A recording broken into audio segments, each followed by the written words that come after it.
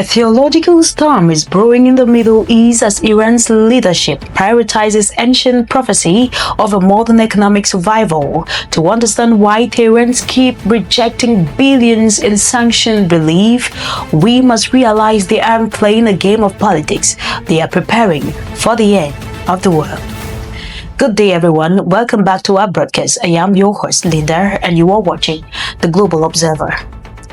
Our top story today dives into the terrifying reality behind Iran's nuclear ambitions.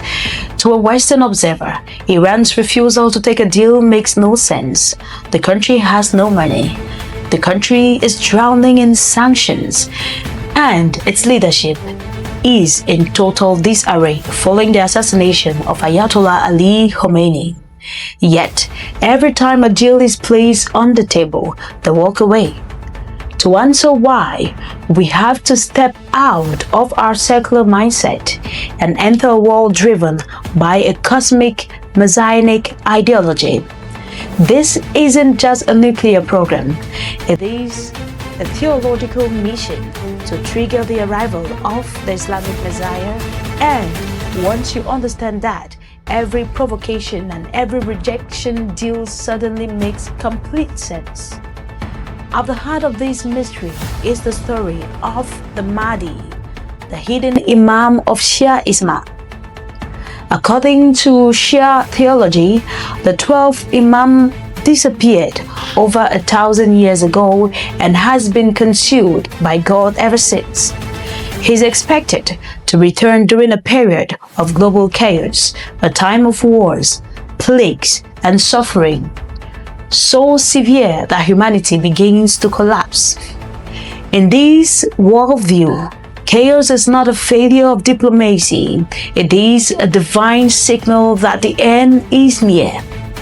When the Mahdi finally emerges, he is expected to gather a divine army and march toward Jerusalem for a final battle against the forces of evil.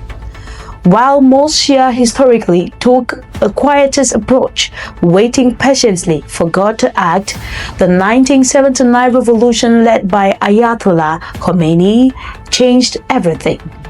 He argued that the faithful should not just wait for the Messiah, but actively prepare the ground for his return by building a revolutionary Islamic government and resisting global arrogance, specifically identifying the United States and Israel as the eternal oppressors. This ideology is the foundation of the Islamic Revolutionary Guard Corps, or the IRGC. These soldiers are not taught to defend a nation state. They are taught that they are the soldiers of the hidden Imam. Their royalty is not a constitution, but to the supreme leader, who serves as the deputy of the Imam. This means that for the IRGC soldier, disobeying an order is not just insubordination, it is a sin against God. This transformation of military discipline into religious obligation explains why the IRGC is willing to fund praxis across the Middle East, from Hezbollah in Lebanon to the Houthis in Yemen.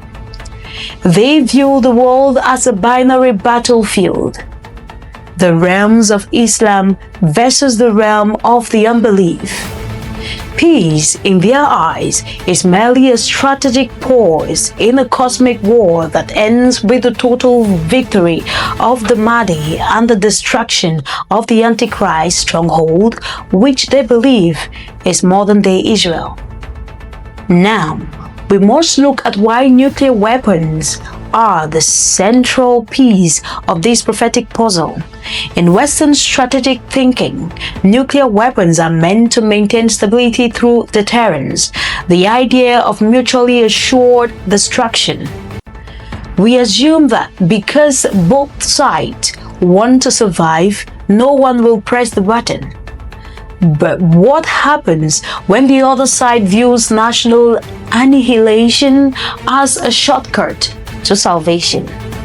The IRGC's theology teaches that the fitna or the Great Tribulation is a necessary precondition for the Mahdi's return. From their perspective, a nuclear-level catastrophe isn't something to avoid. It is the catalyst for the end of history. A nuclear weapon is the only instrument capable of generating the scale of global disruption that their prophecy demands. Therefore, surrendering the nuclear program is not a political concession.